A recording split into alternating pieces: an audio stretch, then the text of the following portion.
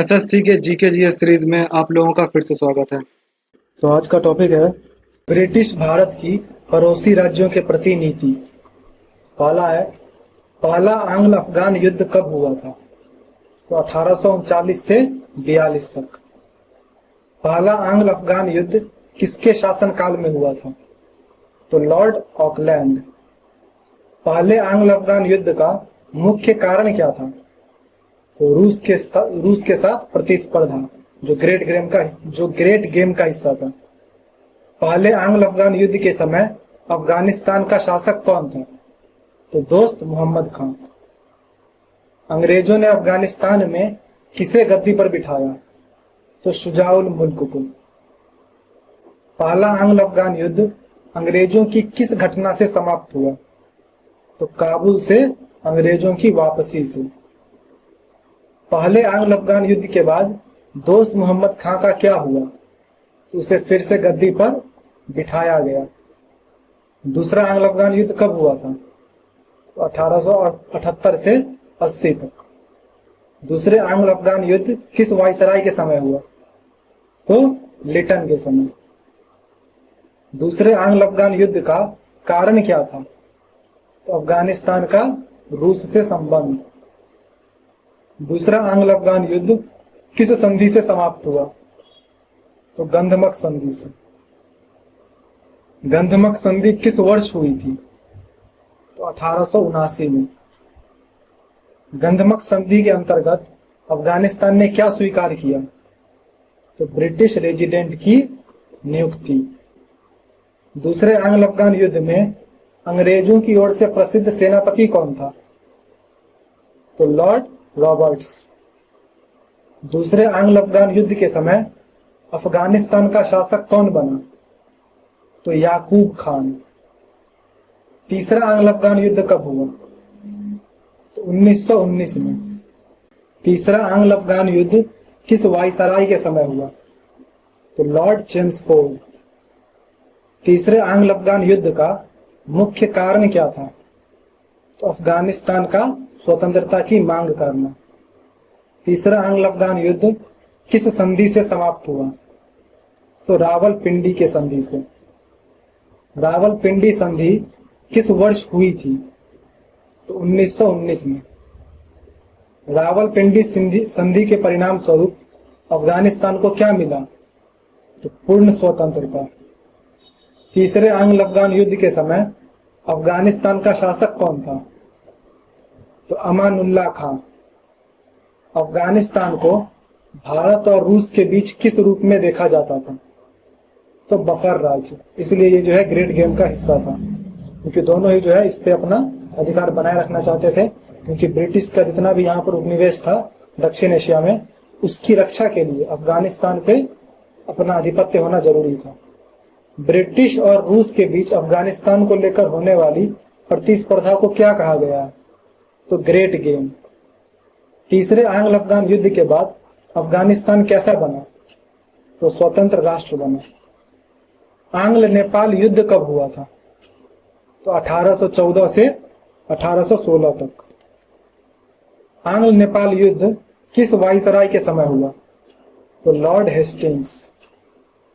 आंग्ल नेपाल युद्ध किस संधि से समाप्त हुआ? तो सुगौली की संधि। सुगौली संधि कब हुई थी? तो 1816। सुगौली संधि के अनुसार नेपाल ने कौन सा क्षेत्र अंग्रेजों को सौंपा? तो कुमाऊं और गढ़वाल। गोरखा सैनिक किस युद्ध के बाद ब्रिटिश सेना में भर्ती किए जाने लगे? तो आंग्ल नेपाल युद्ध के बाद। सिक्किम और अंग्रेजों के बीच संधि कब हुई थी? तो 1817 में। सिक्किम और अंग्रेजों के बीच हुए संधि को क्या कहा जाता है? तो तितालिया की संधि। तितालिया संधि किस वर्ष हुई? तो 1817 में। तितालिया संधि के अनुसार अंग्रेजों ने सिक्किम के चोग्याल को क्या दिया? तो क्षेत्रीय अधिकार। सिक्किम पर पूर्ण ब्रिटिश अधिकार कब स्थापित हुआ? तो 1861 में। सिक्किम को किस वर्ष ब्रिटिश संरक्षित राज्य घोषित किया गया?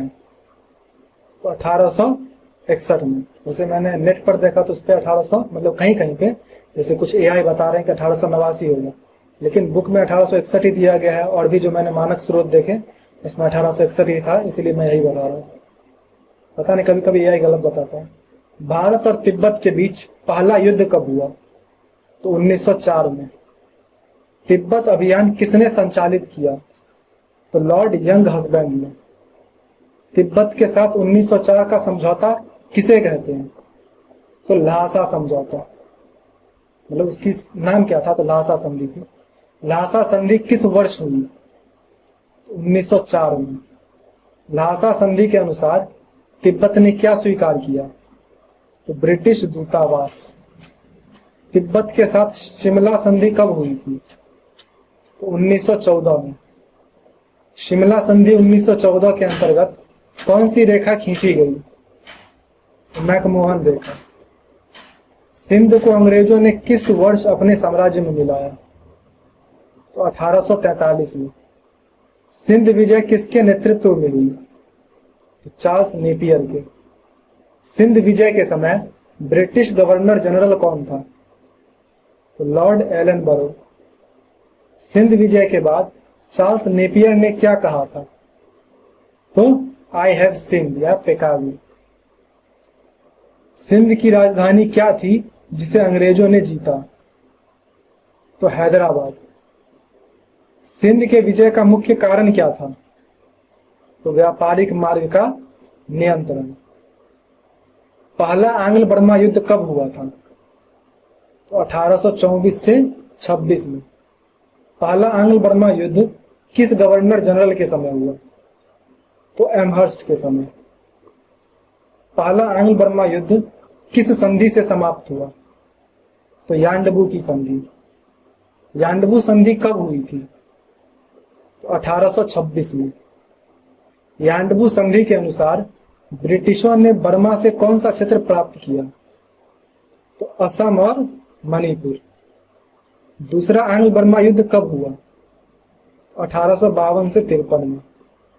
दूसरा आंग्ल बर्मा युद्ध किस गवर्नर जनरल के समय हुआ? तो लॉर्ड डलहौजी के समय। दूसरा आंग्ल बर्मा युद्ध का मुख्य कारण क्या था? तो व्यापारिक विवाद। दूसरे आंग्ल बर्मा युद्ध के बाद ब्रिटिशों ने कौन सा क्षेत्र अपने अधीन किया? तो लोअर बर्मा। तीसरा आंग्ल बर्मा युद्ध कब हुआ? तो 1885 में। तीसरा आंग्ल बर्मा युद्ध किस गवर्नर जनरल के समय हुआ? तो डफरिन के समय। तीसरा आंग्ल बर्मा युद्ध का मुख्य कारण क्या था? तो फ्रांसीसी प्रभाव का डर। तीसरे आंग्ल बर्मा युद्ध के बाद बर्मा का क्या हुआ? तो ब्रिटिश भारत का हिस्सा बन गया। बर्मा को ब्रिटिश भारत में कब शामिल किया गया? तो 1886 में। बर्मा को ब्रिटिश भारत से अलग प्रशासनिक इकाई कब बनाया गया? तो 1937 में। 1935 के अधिनियम में यह जो है बात लाई गई थी कि अब जो है बर्मा अभी से अलग होगा, लेकिन ऑफिशियली 1937 में हटाया गया। बर्मा को स्वतंत्रता कब मिली? तो 1948 में। पहले आंग्ल बर्मा युद्ध में ब्रिटिश सेना का नेतृत्व किसने किया? तो सर आर्चिबाल्ड कैंपबेल ने। यांडबू संधि के बाद ब्रिटिशों को कितना मुआवजा मिला? तो 20 लाख पाउंड का। दूसरे आंग्ल बर्मा युद्ध के बाद बर्मा की राजधानी कौन सी बनी? तो रंगून। तीसरे आंग्ल बर्मा युद्ध के समय बर्मा का राजा कौन था? तो थीबॉ। थीबॉ के तीसरे आंग्ल बर्मा युद्ध के बाद थीबॉ को तीसरे आंग्ल बर्मा युद्ध के बाद कहां निर्वासित किया गया? तो रत्नागिरी। ब्रिटिशों ने बर्मा पर आक्रमण क्यों किया? तो व्यापार और सामरिक महत्व के कारण। बर्मा के विजय से ब्रिटिशों को सबसे बड़ा लाभ क्या हुआ? तो चीन तक व्यापार मार्ग फैल गया। बर्मा का अधिग्रहण किस ब्रिटिश नीति का हिस्सा था? तो फॉरवर्ड पॉलिसी। तीसरे आंग्ल बर्मा युद्ध के बाद ब्रिटिश भारत की सीमा किससे लगी? तो चीन, तिब्बत, थाईलैंड, इन सभी से। 1957 की प्लासी की लड़ाई के बाद बंगाल का नवाब कौन बना? तो मीर जाफर। मीर जाफर को बंगाल का नवाब किसकी सहायता से बनाया गया? तो अंग्रेजों की। ये मैंने जो बंगाल के अभी 25 क्वेश्चन ला रहा हूँ, क्योंकि ये क्वेश्चन जो है बस 25 क्वेश्चन ये बचे हैं बंगाल के, तो इसके लिए सेपरेट बनाने की जरूरत नहीं है। तो इसीलिए जो है मीर जाफर, मीर कासिम और जो द्वैध शासन है वो इसी में मैं कंप्लीट कर दे रहा हूँ। 1757 की प्लासी की लड़ाई के बाद बंगाल का नवाब कौन बना? तो मीर जाफर। मीर जाफर को बंगाल का नवाब किसकी सहायता से बनाया गया? तो अंग्रेजों की सहायता से। मीर जाफर अंग्रेजों के प्रति किस रूप में जाना जाता है? तो गद्दार। अंग्रेजों के प्रति, अंग्रेजों का तो इसने मदद किया था हम लोगों के लिए। अच्छा हाँ, फिर अंग्रेजों के प्रति भी जो है गद्दारी ही किया था, क्योंकि फिर जो है अपना वो क्या बोलते हैं उसको, टैक्स देने में कटौती कर रहा था, फिर इसको हटा के मीर कासिम को बनाया। तो ये दोनों तरफ से गद्दारी है। प्लासी की लड़ाई में अंग्रेजों का नेतृत्व किसने किया था? तो रॉबर्ट क्लाइव ने। मीर जाफर के बाद बंगाल का नवाब कौन बना? तो मीर कासिम। मीर कासिम ने राजधानी को मुर्शिदाबाद से कहां स्थानांतरित किया? तो पटना में। मीर कासिम ने अंग्रेजों को कौन सा विशेषाधिकार खत्म करने की कोशिश की? तो व्यापारिक करों से छूट। ये जो इसका दस्तक वाला था, इसको ये खत्म करना चाह रहा था। मीर कासिम और अंग्रेजों के बीच किस युद्ध में निर्णायक संघर्ष हुआ? तो बक्सर के युद्ध में। बक्सर का युद्ध कब हुआ? तो 1764 में। बक्सर की लड़ाई में अंग्रेजों का नेतृत्व किसने किया? तो हेक्टर मुनरो ने। बक्सर की लड़ाई में अंग्रेजों ने किन किन का सामना किया? तो मीर कासिम, शुजाउद्दौला और शाह आलम द्वितीय। बक्सर की लड़ाई का परिणाम क्या हुआ? तो अंग्रेजों की निर्णायक विजय। बक्सर की लड़ाई के बाद कौन सी संधि हुई? तो इलाहाबाद की संधि। इलाहाबाद संधि कब हुई? 1765 में। इलाहाबाद संधि किसके बीच हुई? तो अंग्रेज और शाह आलम द्वितीय। और अंग्रेज और शुजाउद्दौला के साथ भी हुआ था, लेकिन वो तो ऑप्शन में है नहीं। और मीर कासिम तो चूंकि नवाब था नहीं, नवाब तो फिर मीर जाफर ही बन गया था, तो इसके साथ भी संधि करने की जरूरत नहीं थी। इलाहाबाद संधि के बाद अंग्रेजों को क्या अधिकार मिला? तो बंगाल, बिहार और उड़ीसा की दीवानी। बंगाल में द्वैध शासन की प्रणाली कब शुरू हुई? तो 1765 में। द्वैध शासन की शुरुआत किसके द्वारा की गई? तो रॉबर्ट क्लाइव के द्वारा। द्वैध शासन में किसके पास दीवानी अधिकार थे? तो अंग्रेजों के पास। और किसके पास निजामत अधिकार थे? तो नवाब के पास। द्वैध शासन की व्यवस्था किस वर्ष समाप्त हुई? तो 1772 में। द्वैध शासन किसके प्रशासन में समाप्त किया गया? तो वॉरेन हेस्टिंग्स। द्वैध शासन समाप्त करने का मुख्य कारण क्या था? तो अकाल और भ्रष्टाचार। द्वैध शासन की विफलता किस घटना से स्पष्ट हुई? तो 1770 का बंगाल का अकाल। बंगाल में अंग्रेजी सत्ता के सुदृढ़ीकरण का आधार किस युद्ध ने बनाया? तो बक्सर की लड़ाई में। चलो ये भी खत्म हुआ। आपका जो भी स्कोर हुआ कमेंट कर दीजिए एंड मिलते हैं नेक्स्ट वीडियो में।